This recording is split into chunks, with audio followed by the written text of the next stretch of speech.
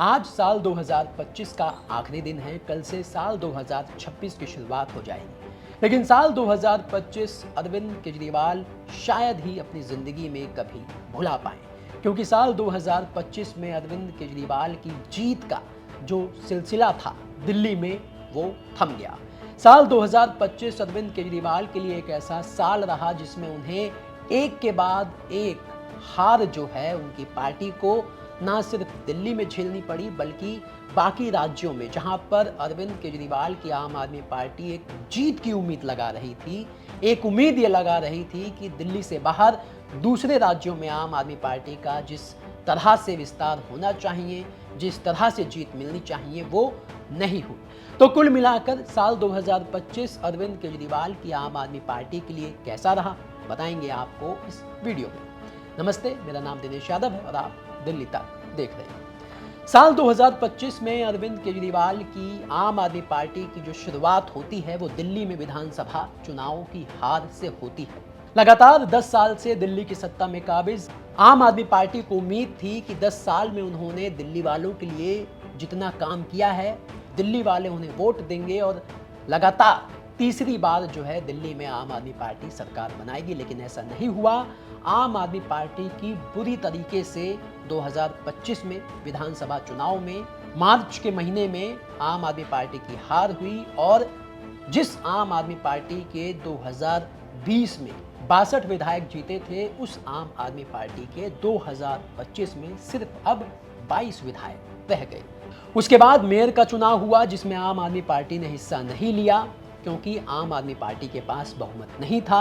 और साल 2025 में आम आदमी पार्टी के हाथ से दिल्ली के मेयर की कुर्सी भी चली गई।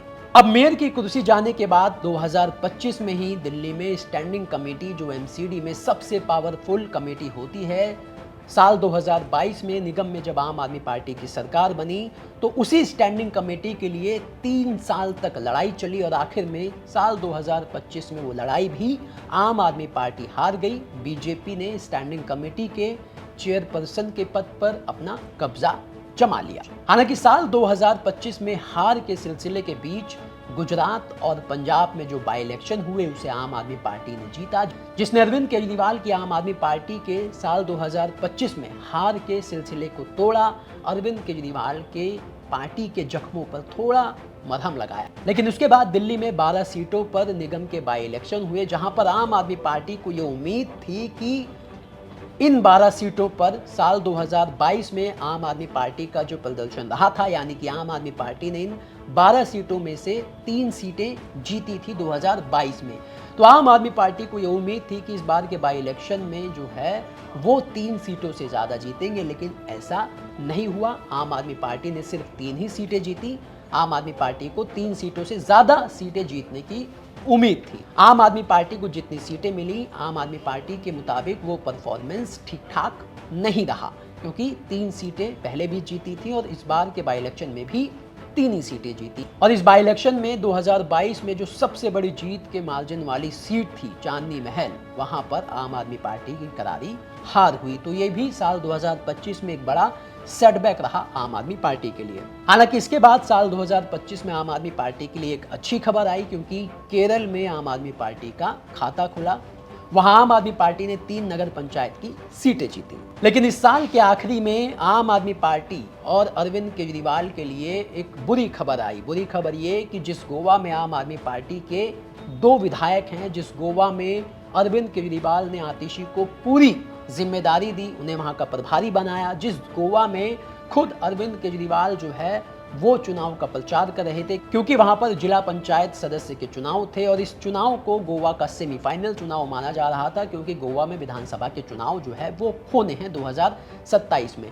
ऐसे में पूरा जोर भी अरविंद केजरीवाल ने लगाया हुआ था। लेकिन अरविंद केजरीवाल की आम आदमी पार्टी को 50 जिला पंचायत सदस्यों की सीट में से सिर्फ 1 सीट मिली। पर अरविंद केजरीवाल को ये उम्मीद थी कि इस जिला पंचायत के सदस्य के चुनाव में, जिसे सेमीफाइनल का चुनाव माना जा रहा था, वहां पर आम आदमी पार्टी एक बेहतर प्रदर्शन करेगी। लेकिन अरविंद केजरीवाल की उम्मीद के मुताबिक आम आदमी पार्टी को उतनी सीटें गोवा में नहीं मिली, बावजूद इसके कि अरविंद केजरीवाल ने खुद भी वहां पर डोर टू डोर कैंपेन किया था, वोट मांगे थे। तो ये साल 2025 में आम आदमी पार्टी की हार का जो सिलसिला रहा, आम आदमी पार्टी के लिए साल 2025 चुनावी लिहाज से, चुनावी परफॉर्मेंस के लिहाज से कैसा रहा वो हमने बताया। लेकिन आपको बता दें कि साल 2025 की शुरुआत जो है वो होने वाली है और ऐसे में साल 2026 में अरविंद केजरीवाल की आम आदमी पार्टी का जो फोकस है वो बीएमसी जो चुनाव महाराष्ट्र में हो रहे हैं 227 सीटों पर, वहां पर आम आदमी पार्टी अकेले चुनाव लड़ रही है। ऐसे में आम आदमी पार्टी की साल 2026 में ये कोशिश है कि महाराष्ट्र में भी आम आदमी पार्टी का एक बेस बने इस चुनाव के ज़रिए। उसके बाद पंजाब में चुनाव होने हैं और पंजाब एक बहुत बड़ा स्टेट है आम आदमी पार्टी के लिए, क्योंकि वहां पर आम आदमी पार्टी की सरकार। ऐसे में जितने भी आम आदमी पार्टी के बड़े नेता हैं उन्होंने पंजाब में डेरा डाला हुआ है, क्योंकि पंजाब जीतना, पंजाब में सरकार रिपीट करना वो आम आदमी पार्टी का सबसे बड़ा टारगेट है। तो वहीं साल 2026 में अरविंद केजरीवाल का ये फोकस है, ये कोशिश है कि देश के सभी राज्यों में आम आदमी पार्टी का विस्तार हो, उसका संगठन बढ़े और इसी लक्ष्य पर आम आदमी पार्टी काम कर रही है। साल 2026 में आम आदमी पार्टी का यही लक्ष्य रहने वाला है।